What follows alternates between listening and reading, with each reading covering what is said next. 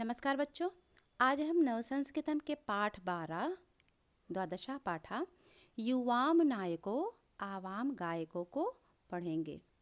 देखिए, युवाम मीन्स तुम दोनों, नायकों मीन्स दो नायक, आवाम मीन्स हम दोनों और गायकों मीन्स दो गायक। ठीक है। पहला प्रश्न देखिए, संस्कृत में उत्तर दीजिए। ठीक है, संस्कृत में पहला प्रश्नोत्तर दिया गया है। यहाँ पे जो वाक्य लिखा है, यहाँ कुछ वाक्यों में देखिए ब्रैकेट में कुछ लिखा हुआ है। इसका मतलब यहाँ प्रश्न पूछा गया है और जो ब्रैकेट में है वो उत्तर दे दिया गया है, लेकिन वो हिंदी में दिया गया है। उसको आपको संस्कृत में पहले उस शब्द की संस्कृत बनानी है और फिर उत्तर देना है। तो देखिए, पहला है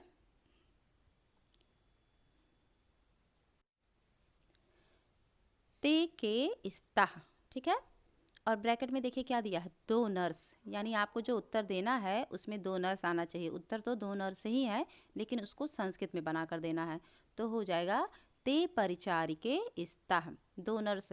परिचारिका मीन्स नर्स होता है, और चूंकि दो नर्स हैं तो उसमें का पर एक ही मात्रा लग जाएगी। नर्स जो है वो स्त्रीलिंग शब्द है। स्त्रीलिंग शब्दों का जब दो बनाते हैं, द्विवचन बनाते हैं, तो उसमें एक ही मात्रा लगा देते हैं। ठीक है। ते के इस्ता, वे दो कौन हैं? तो हो जाएगा उत्तर आपका ते परिचारिके इस्ता। इस्ता मीन्स हैं, दो के लिए लगता है। ठीक है। दूसरा देखिए, युवाम कौ इस्था। युवाम मीन्स तुम दोनों, कौ मीन्स कौन दोनों, इस्था मीन्स हो, तुम दोनों कौन हो। तो ब्रैकेट में देखिए यहाँ पर क्या दिया हुआ है, दो शिक्षक। क्या दिया हुआ है, दो शिक्षक। दो शिक्षक को हम क्या करेंगे, पहले संस्कृत में कन्वर्ट करेंगे, संस्कृत में बनाएंगे। तो दो शिक्षक का हो जाएगा शिक्षकौ, क्योंकि शिक्षक जो है वो पुल्लिंग शब्द है, और पुल्लिंग शब्दों का जब द्विवचन बनाते हैं तो उसमें औ की मात्रा लगती है। ठीक है, तो शिक्षकौ हो गया। तो आपका वाक्य शुरू हुआ था युवाम से, लेकिन आंसर में क्या हो गया, उत्तर में आवाम हो गया। आवाम शिक्षकौ स्वः, हम दोनों दो शिक्षक हैं, या हम दोनों शिक्षक हैं। तीसरा देखिए, शिक्षिका किम करोति। शिक्षिका मतलब अध्यापिका, किम मीन्स क्या, करोति मीन्स करती है। अध्यापिका क्या करती है? तो उत्तर हो गया शिक्षिका पाठयति, अध्यापिका पढ़ाती है। पाठयति मीन्स पढ़ाती है। ठीक है। चौथा देखिए, ते के संति। ते के संति, वे सब कौन हैं? ब्रैकेट में क्या दिया हुआ है, गायक। गायक को, अब गायक को संस्कृत में बनाना है और वो भी बहुवचन। तो हो जाएगा ते गायकाः सन्ति। गायक का गायक ही होगा, उसमें आ की मात्रा और विसर्ग लगा देंगे तो वो बहुवचन हो जाएगा। ते गायकाः सन्ति। अब आपका ये प्रश्नोत्तर खत्म हो गया। दूसरा देखिए, दूसरा क्या कह रहा, भू, जिसका रूप जब भू तो मूल धातु है, इसका जब रूप चलता है तो भव से चलता है। और भव में देखिए वा के नीचे हलंत दिया हुआ है। भव में वा के नीचे देखिए यहाँ पे हलंत दिया हुआ है। भू यानी भव, धातु का रूप लट लकार में लिखिए। लट लकार मतलब वर्तमान काल में लिखना है। तो बच्चों, मैंने आपको बताया है कि लट लकार में रूप लिखते वक्त उसमें जो फार्मूला होता है प्रथम पुरुष का, एक वचन, द्विवचन और बहुवचन में क्या फार्मूला मैंने बताया था कि यहाँ पे अति, अतः, अंति। ठीक है। फिर मध्यम पुरुष में, मध्यम पुरुष में देखिए क्या लगता है, असि, अथः, अथ, आमि, आवह, आमा। ये इसका फार्मूला होता है, ये इसमें आखिरी में लगता है। कोई भी धातु रूप है उसमें ये फार्मूला जब ऐड कर देते हैं तो उसका रूप बन जाता है। अब जैसे यहाँ भू है, भव से चलेगा, तो देखिए भव में हमने पहले अति को जोड़ा तो क्या बन गया, आ जो है छोटा आ ऐड हुआ तो वा का हलंत हट गया और तापे छोटी की मात्रा आ गई। ठीक है। तो देखिए जितना भी फार्मूला है उसका छोटा आ इस वा में जब ऐड होगा तो हलंत हट जाएगा। ठीक है। और उसके बाद जो बचेगा, जैसे तापे छोटी की मात्रा बचा तो इसको मिला के क्या बन गया, भावती बन गया। ऐसे ही दूसरे में फिर चलेंगे, भावतः, इसमें क्या लगता है, अतः लगता है। तो जो भी आपका मूल धातु है, जो मूल शब्द है धातु का, उसमें हम क्या करेंगे, ये दिए गए फार्मूले जोड़ देंगे। तो प्रथम पुरुष में क्या बनेगा, भावती, भावतः और भावंती। एक वचन, द्विवचन और बहुवचन का है। जिस तरह से आपको दिख रहा है बिल्कुल इसी तरीके से आप लिखेंगे। एक साइड में पुरुष लिख के प्रथम पुरुष, मध्यम पुरुष और उत्तम पुरुष इस तरह से लिखेंगे। और उसके बाद में यहाँ पर एक वचन, द्विवचन और बहुवचन का इस तरह से हेडिंग डालेंगे आप लोग और लाइन ड्रॉ करके इसी तरह से लिखेंगे। ठीक है।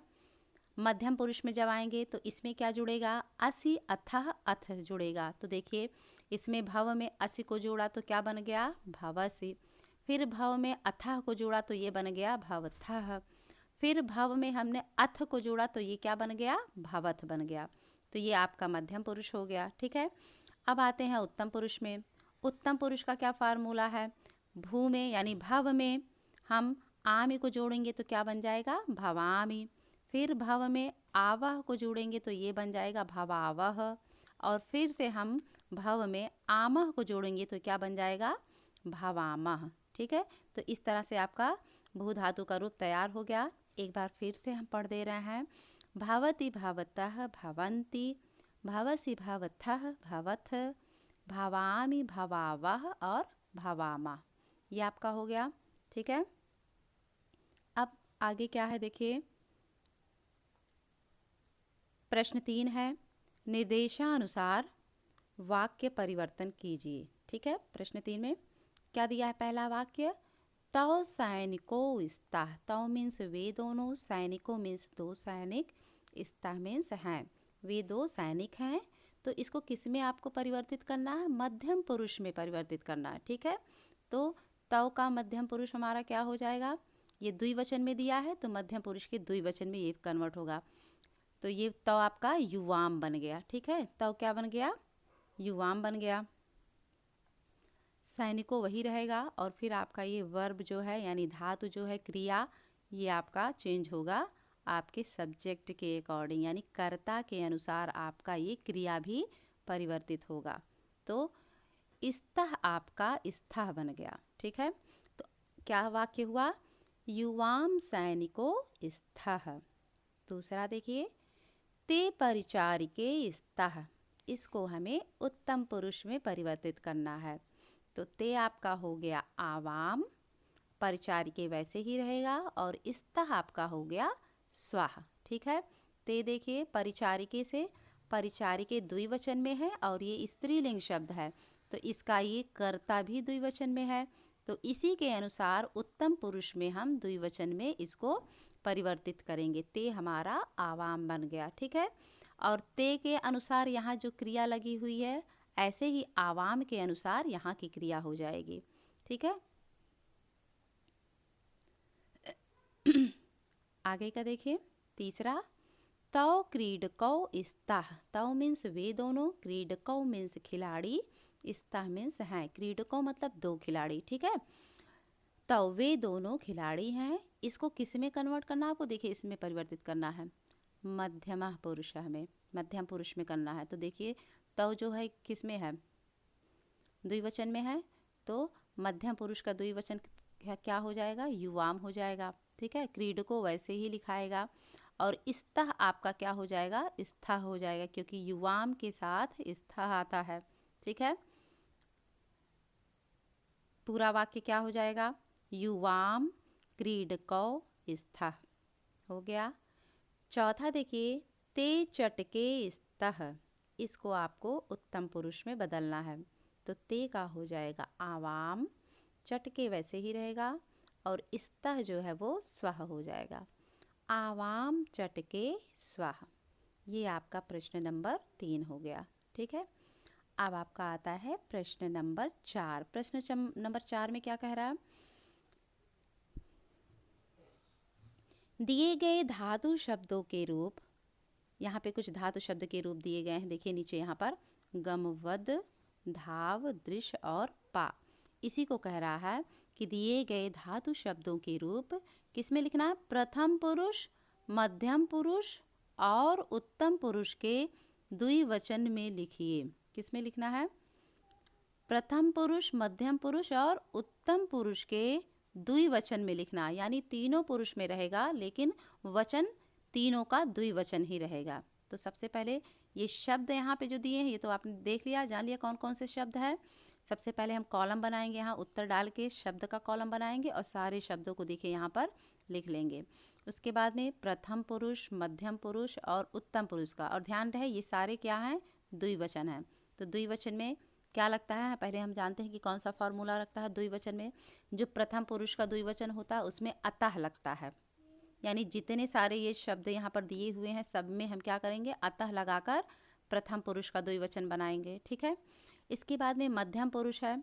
मध्यम पुरुष के द्विवचन में अथः लगता है, अ छोटा आ, था और विसर्ग ये लगता है। तो जितने शब्द दिए हैं उसमें हम अथः लगाकर इसके मध्यम पुरुष का द्विवचन बनाएंगे। इसके बाद में हम उत्तम पुरुष को लिखेंगे। उत्तम पुरुष में आवह लगता है, जो भी आपका ये रूप दिया हुआ है, धातु शब्द दिया हुआ है, इसमें हम आवह लगाकर उत्तम पुरुष का द्विवचन बनाएंगे। तो चलिए अब जितने धातु शब्द दिए हैं उसमें हम लगाकर जो फार्मूला है उसको ऐड करके इसमें इसका रूप बनाते हैं। सबसे पहले क्या है, पहला गम है। तो गम में प्रथम पुरुष का जब हम लगाएंगे अतः तो क्या बन जाएगा, गम का गच्छ से चलता है तो ये बन गया गच्छतः। क्या बन गया, गच्छतः। वद का, वद में हम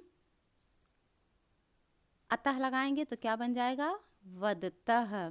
ठीक है। धाव में अतः लगाएंगे तो ये बन गया धावतः। दृश्य में जब लगाएंगे तो देखिए दृश्य का रूप जब चलता है तो वो पश्य से चलता है।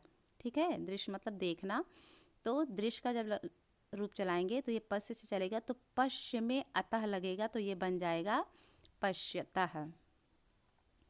इसके बाद में है पा, पा मीन्स पीना। ठीक है, इसका रूप चलता है पिब से, तो इसमें पिब में अतः लगाएंगे तो ये हो जाएगा पिबतः। तो इस तरह से आपका प्रथम पुरुष का द्विवचन हो गया। अब क्या है, यहाँ पर देख लीजिए ये जितने भी धातु शब्द दिए हैं इन सब में पा को छोड़कर बाकी सब में जो आखिरी वाला वर्ड है उसके नीचे हलंत लगा हुआ है, क्योंकि जो फार्मूला इसमें हम ऐड कर रहे हैं, जो छोटा आ है उसमें जब जुड़ जाता है तो हलंत हट जाएगा। ठीक है। मध्यम पुरुष के द्विवचन में आते हैं, जितने शब्द हैं ये धातु शब्द हैं उसमें हम क्या जोड़ेंगे, अथः। तो पहला आपका क्या बन जाएगा, गच्छतः बन जाएगा। गम का क्या बन जाएगा, गच्छतः। वद का बनेगा वदथः। धाव का बनेगा धावथः। दृश्य का बनेगा पश्यथः और पा का बनेगा पिबथः। ये आपका मध्यम पुरुष द्विवचन बन गया। ठीक है।